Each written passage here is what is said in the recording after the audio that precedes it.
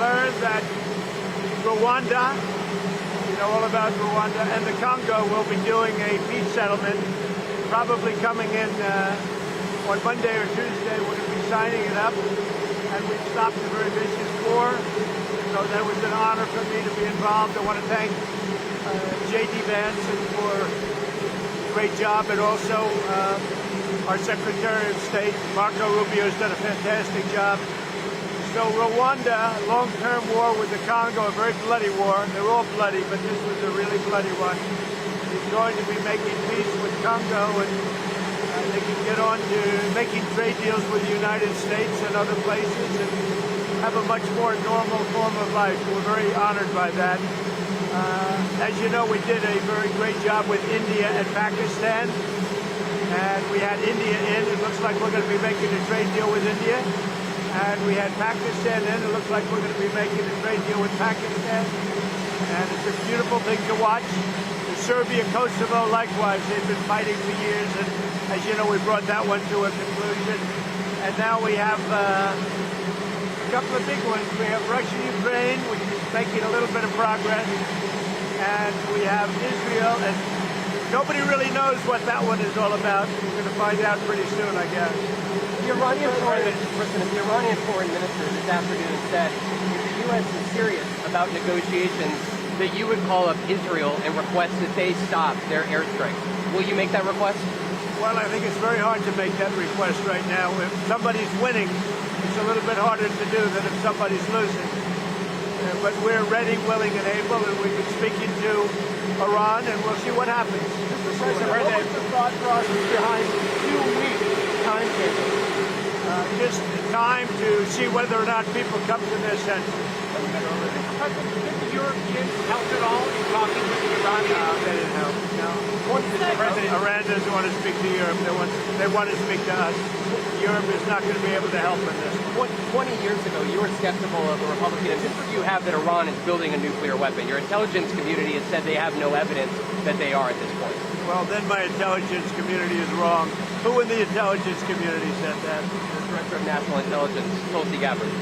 She's wrong. Mr. President, are the Chinese in any way helping Iran at this moment? We're hearing reports of mysterious planes landing in Iran from China. No, they say that they're there to take people out, but I can't tell you about that. I get along very well with China, get along very well with President Xi. I like him, he likes me. We have a very good relationship. We'll see what happens. I can't imagine them getting involved. Mr. President, that you need to make on Iran, whether to strike militarily, is this the biggest decision you will have to make as president? Well, I can't tell you that. I have to see what happens. I can't, really say that. It depends what the decision is. But I wouldn't really be able to tell you that now. I'll tell you in about a year from now. Maybe 5 years or 10 years from now. You never know about decisions. You never really know. Sir, would you support a ceasefire while the negotiations happen? I might, depending on the circumstance. Would you, former Congressman Matt It's very Gaetz, hard to stop. I will say this. It's very hard to stop. When you look at it, Israel's doing well in terms of war. And I think you would say that Iran is doing less well. It's a little bit hard to get somebody to stop. Liam Cosgrove was here. Former Congressman Matt Gaetz threw out an interesting idea suggesting that if you were to broker a deal where nuclear inspectors go into both Israel and Iran, that you could win a Nobel Peace Prize, and they might even rename it the Trump Peace Prize. Did you hear those? What do you think of that? Well, they should give me the Nobel Prize for Rwanda, and if you look the Congo, or you could say Serbia, Kosovo, you could say a lot of them. You could say, the big one is India and Pakistan. I should have gotten it 4 or 5 times. I should get it for the I would think the Abraham Accords would be a good one, too. But what do you They think won't of that give me a idea? Nobel Peace Prize because they only give it to liberals. But sending inspectors to have nuclear, or would you support Iran being able to have civilian nuclear energy capabilities up to 3.76%? You know, they're sitting on the top of one of the largest piles of oil in the world. I just don't know why they need that for civilian work. You know, it's one thing for certain countries to say, hey, I want to have a certain amount where I can go nuclear a little bit because we need it for electricity, we need it for air conditioners, etc. But when you're sitting on one of the largest oil piles anywhere in the world, it's a little bit hard to see why you need that. Yeah.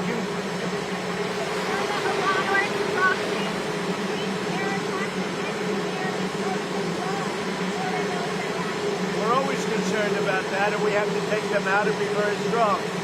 You're even in danger talking to me right now. Do you know that? You are in danger talking to me right now. So I should probably get out of here, but you guys are actually in danger. Can you believe it? One more question on Russia. What are your expectations that NATO countries spend 5% of their GDP on defense spending? Well, I think they should do that. I don't think we should, but I think they should.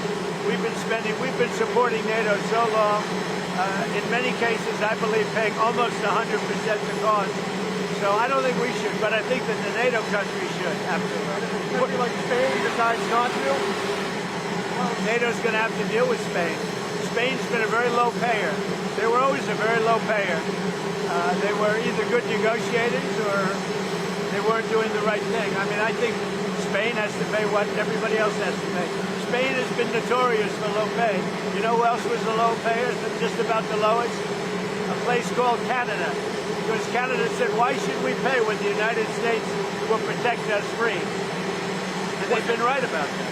On Russia, Ukraine, you've been making progress towards a peace deal, but I don't know if you know this, but Lindsey Graham and Mike Pompeo were there on the ground in Ukraine, seemingly doing the opposite, trying to provoke the Ukrainians to keep fighting. What do you think of that? Well, we're going to see, and people have to be very careful with what they say.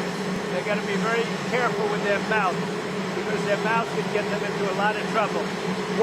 ICE has said that they're trying to arrest up to 3,000 individuals a day.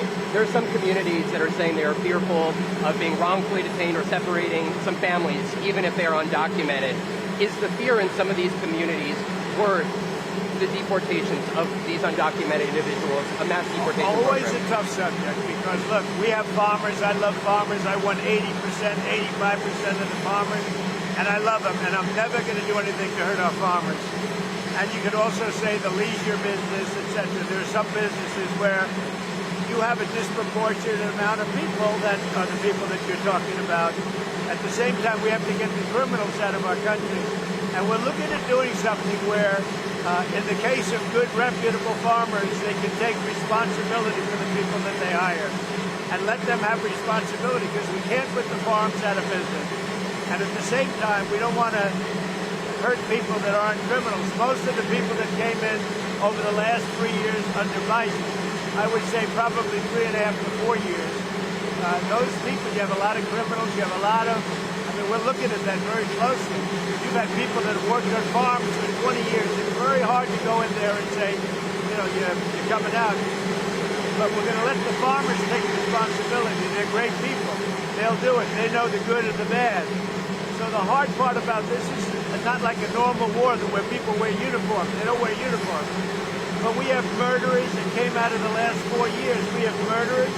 We have drug lords. We have people that we don't want to. We have prisoners. They emptied out Venezuela and many countries.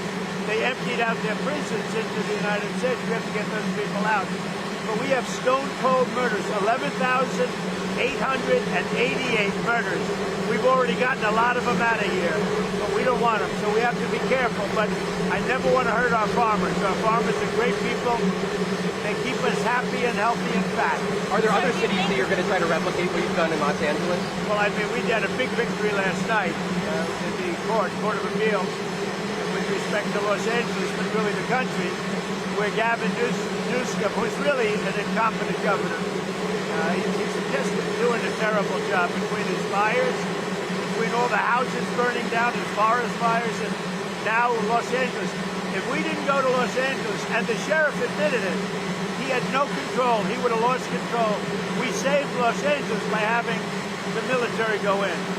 And the second night was much better. The third night was nothing much. And the fourth night, nobody bothered even coming. We put out that fire, and we did a great job of it. He sued us for going in and for helping him. We went and helped them. Right now, you'd have Los Angeles burning to the ground. Largely, it would have already been destroyed. So do you think deportations Mr. should... President, to be that of a peacemaker? Do you worry that striking yours will change that? Yeah. Always a peacemaker. That doesn't mean sometimes you need some toughness to make peace, but always a peacemaker. Can you find it wrong with without ground forces? Is an aerial campaign in Iran enough, or do you need ground forces? Well, I'm not going to talk about ground forces. The last thing you want to do is ground forces. Does Iran have 2 weeks, or could you strike before that? Are you essentially giving them a 2-week Well, timeline? I'm giving them a period of time. We're going to see what that period of time is, but I'm giving them a period of time, and I would say 2 weeks would be the maximum. Mr. President, do you think deportations should focus on criminals or all people who are here illegally? Start focusing on criminals, and that's what we've been focused on.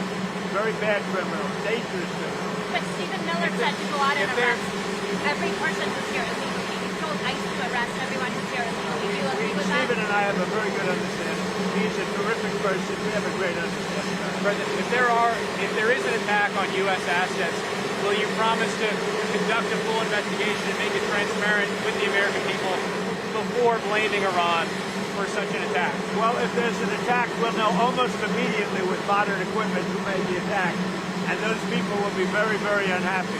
Would you Prime share Minister, that? And I want to get you people out of danger. You're in danger standing with me. One more. Prime Minister Netanyahu said that they had the capacity to take out all of Iran's nuclear facilities. So what role would the U.S. be able to play, and why would they, if Israel says that they have all of the ability? Well, I'm not sure he said that, but they really have a very limited capacity. They can break through a little section, but they can't go down very deep. They don't have that capacity. And we'll have to see what happens. Maybe it won't be necessary. Maybe it won't be necessary. Would you like to see Congress pass a bill that bans child transgender surgery?